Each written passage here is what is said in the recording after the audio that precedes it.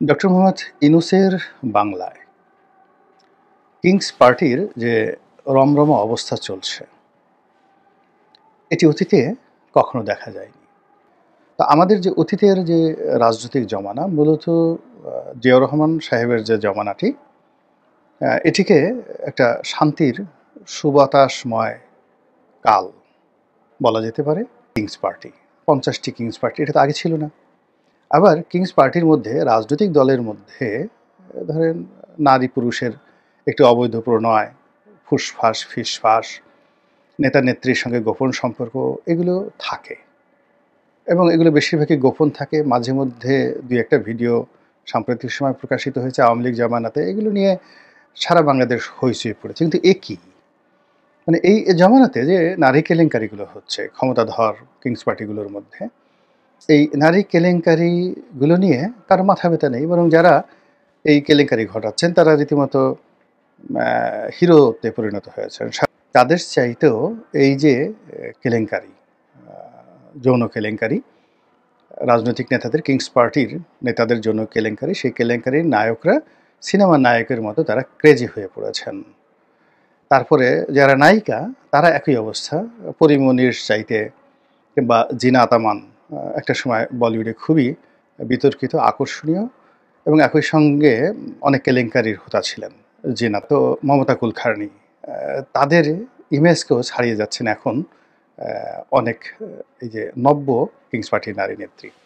এরপর এদের যে দুর্নীতি, সেই দুর্নীতিও গিনেস বুকের রেকর্ড করেছে এবং এখানে তাদের পিয়ন, ড্রাইভার, দারোয়ান, তাদের বাবা, তাদের কারো মামা, খালু, চাচা, এই থেকে শুরু করে একেবারে যে সকল বুড়ো শয়তান, মানে মানে রাজনীতিতে যে বুড়ো শয়তান, এই জিনিসগুলো আগে কখনো এইভাবে হয়নি। যাদেরকে দেখা যাচ্ছে বা যাদেরকে নিয়ে স্ক্যান্ডাল হচ্ছে, নারী বা পুরুষ বলেন, এদের দিকে আসলে তাকানো যায় না। এদের মধ্যে কোনো আকর্ষণ নেই, এদের মধ্যে কোনো রোমান্স নেই, এদের মধ্যে কোনো থ্রিল নেই এরশাদের জমানার মতো। ফলে কি হচ্ছে, এখানে বিকৃতি করছে, দুর্গন্ধ ছড়াচ্ছে, প্রচণ্ড রকম দুর্গন্ধ ছড়াচ্ছে। আর্থিক দুর্নীতির ক্ষেত্রেও একই অবস্থা। এরশাদ জামানাতে আর্থিক দুর্নীতি হয়েছে, শেখ হাসিনার জামানাতে হয়েছে। There is a art of, যাকে বলা হয় করাপশন। করাপশনের একটা আর্ট ছিল। যারা সেই সালমান এফ রহমান যেমন দুর্নীতি করেছেন, আপনি চিন্তা করেন তার দুর্নীতিতে মহাকাশে তিনি দুর্নীতি করেছেন, স্যাটেলাইট পাঠিয়েছেন, বঙ্গবন্ধু স্যাটেলাইট। তিনি সমুদ্রে দুর্নীতি করেছেন, তিনি পেট্রোলিয়ামে দুর্নীতি করেছেন। সব জায়গাতে তার দুর্নীতির একটা আর্ট ছিল। কিন্তু ডিসি নিয়োগ করতে হবে, বদলি করতে হবে, এই সমস্ত মানে খুচরা জিনিস করে, মানে যাকে বলা হয় এরশাদ সাহেব বা শেখ হাসিনার জামানাতে, ইভেন বেগম জিয়ার জামানাতে যারা দুর্নীতির হোতা ছিলেন, তারা এই ধরনের খুচরা কাজ করেননি। তাদের দুর্নীতির একটা স্টাইল ছিল। কিন্তু এইখানকার দুর্নীতিতে কী হচ্ছে, একেবারে যাকে বলা হয় মুরগি চোরের মতো। মানে একটা মুরগি চোর, ডিম চোর, কলা চোর যেভাবে গ্রাম বাংলায় চুরি করতে গিয়ে ধরা পড়ে, বা শিয়াল যেভাবে চুরি করে, সেই শিয়ালের চুরির মধ্যে কোনো আর্ট নেই। শিয়াল প্রায়ই মুরগি চুরি করে এবং সেই চুরি করতে এসে সে লঙ্কাকাণ্ড ঘটিয়ে ফেলে। তো এইরকম এখন যে চুরি চামারিগুলো হচ্ছে, সেই চুরি চামারি প্রকাশ্য দিবালোকে, এবং এগুলো না আছে কোনো ক্লাস, না আছে কোনো কিছু, এবং এর মধ্যেই যাকে বলা হয় জয় পরাজয়ের নানা রকম রাজনীতির যে গীতিকাব্য, এটি রচিত হচ্ছে। তো এনিওয়ে, এগুলো নিয়ে বললে অনেকক্ষণ বলা যাবে, কিন্তু আজকে যে বিষয়টি নিয়ে বলবো সেটা হলো যে কিংস পার্টি। যে কিংস পার্টিগুলো হয়েছে, প্রায় ৫০টির মতো কিংস পার্টি আছে। এর মধ্যে kings party A, kings party B, kings party বগল, কিংস পার্টি ডান পকেট, কিংস পার্টি বাম পকেট, কিংস পার্টি কিচেন, মানে কিচেন মানে রান্নাঘরের kings party, kings party dining table, এরকম নানা রকম কিংস পার্টি আছে। তো এই কিংস পার্টিগুলোর মধ্যে আনন্দের বন্যা বয়েছে। এই কারণে হলো সাম্প্রতিক সময়ে যে পলিটিক্সগুলো হচ্ছে রাজনীতিতে, সেটা নোংরা বলেন বা সুগন্ধযুক্ত বলেন, এই পলিটিক্সে মনে হচ্ছে যারা এখন সরকারের কর্তা ব্যক্তি, তারা যে লক্ষ্য এবং উদ্দেশ্য নিয়ে এগুচ্ছেন, সেখানে তারা সফলতা অর্জন করছেন বলে কিংস পার্টির যারা লোকজন তারা মনে প্রাণে বিশ্বাস করছেন। অতি সম্প্রতি এনসিপি নামক যে দলটি রয়েছে, যেটিকে সবাই কিংস পার্টি বলা হয়, এবং এটিকে বলা হয় সর্দারে কিংস, মানে কিংস পার্টিগুলোর মধ্যে সর্দার এখানে সবচেয়ে বড় মাতব্বর, কিংবা ধরুন লিডার, কিংবা ধরুন শায়ক, কিংবা ধরুন হজরত, এরকম। তো কিংস পার্টির মধ্যে সবচেয়ে বড় দল এবং তাদের নেতৃত্বেই অন্যরা এখানে যাকে বলে একটা গুল্লাছুট খেলার জন্য তারা সবাই ঐক্যবদ্ধ।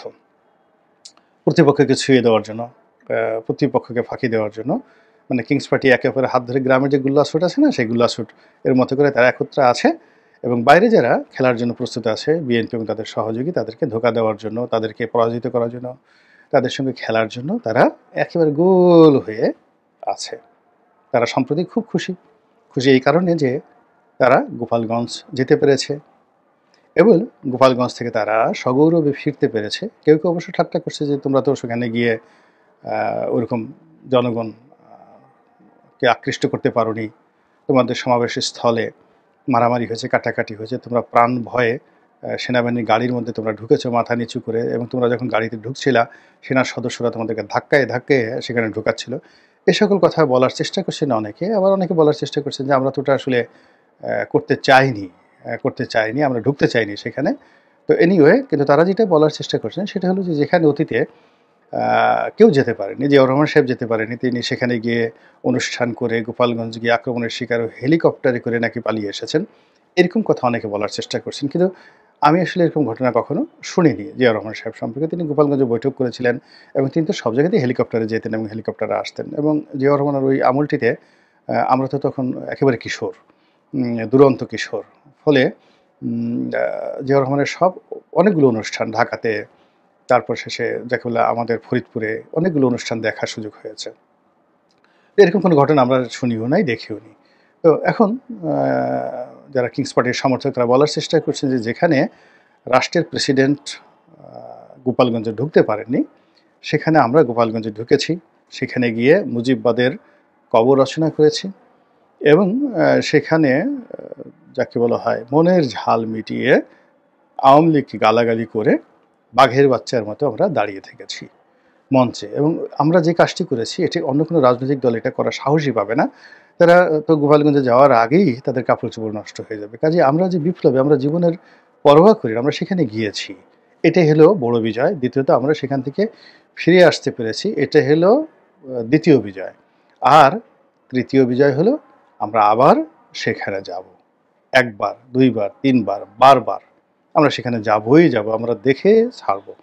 এই যে তাদের যে দৃঢ়তা, এই যে তাদের যে জিদ এবং তাদের যে নেতৃত্বের গুণাবলী, তাদের যে সাহস, তাদের যে শক্তি, এই সব কিছু দেখে যারা কর্তা ব্যক্তি রয়েছেন তারা সত্যিকার থেকে খুব আনন্দিত যে না, পুরুষ হবে তো এরকমই হওয়া উচিত।